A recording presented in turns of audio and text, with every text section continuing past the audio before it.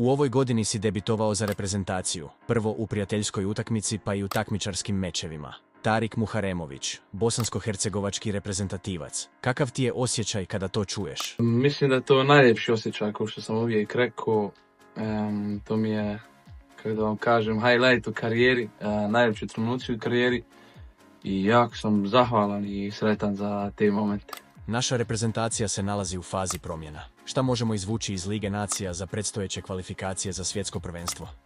Pa mislim opet da je bila najjača grupa, da smo imali baš favorite kao što je Njemačka, ali uzimamo to iskustvo da se treba igrati protiv takvih reprezentacija kao što se pokazali protiv Nizozemske, protiv Njemačke rezultat kakav jeste nažalost, ali opet poslije toga smo pokazali karakter protiv Nizozemske i pokazali smo da mi to možemo i da trebamo biti spremni za svakog protivnika kojeg dobijemo i kojeg imamo. I spremni smo. Većina javnosti stoji iza selektora Sergeja Barbareza i njegovog tima. Zašto je Sergej pravi trener za ovu novu eru?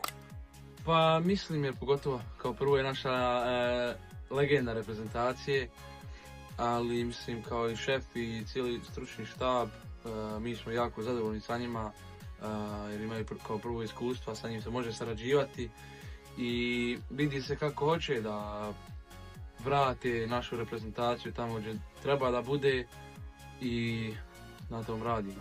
Bio si u U21 reprezentaciji, a i u A timu uloge su malo drugačije. Gdje vidiš sebe u ovom trenutku i koju ulogu ti predvidi selektor Barbarez u A timu? U U21 reprezentaciji sam bio kapiten od šefa Igora Jankovića, kojem sam baš puno zahvalan. Zahvalan za sve te momente i pogotovo za tu kapitensku traku. Sad u A reprezentaciji ja se dokazujem, naravno uvijek hoću dati sve od sebe, maksimalno sve i vjerujem u sebe i nadam se da ću ako Bog da ostati u prvih 11 i ako Bog da za koju godinu kapiten. Trenutno si posuđen iz Juventusa u Sassuolo i čini se da je taj korak bio pun pogodak za sve strane. Postoje li dugoročni planovi Juventusa da se vratiš ili je trenutni fokus samo na Sassuolu?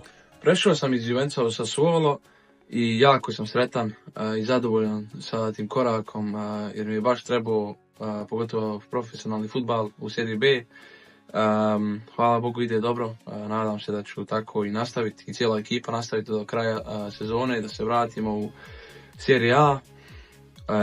Za Juventus ne znam, da vam iskreno kažem, fokusiran sam na Sassuolo, mene samo Sassuolo sad u pitanju, ostalo me uopšte ne zanima i opet zahvalan jesam, ali znam da sam puno više zaslužio, ali to ću ja korak po korak svakome pokazati.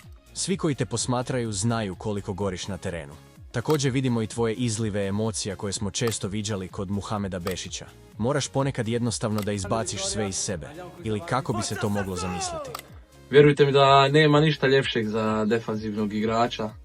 Kad osvojiš loptu, kad uklizneš u pravom momentu, pogotovo u zadnjim minutama, pogotovo u derbijema, tu ne znam, uvijek imam tu emociju da mora sve izaći iz mene i da moram slaviti navijačima i to mi je baš jedna stvar koju rado radim i volim da radim. Kako vidiš našu grupu za kvalifikacije za svjetsko prvenstvo? Gledao sam i pratio sam, baš sam pričao i prijateljima da bi rado dobio i Austriju, a pogotovo imamo golmana u Sassuolu koji je Rumun i baš smo pričali, možda se dobijemo u grupi i evo, stvarno su se dobili i jedva čekamo da te utakmice dođu.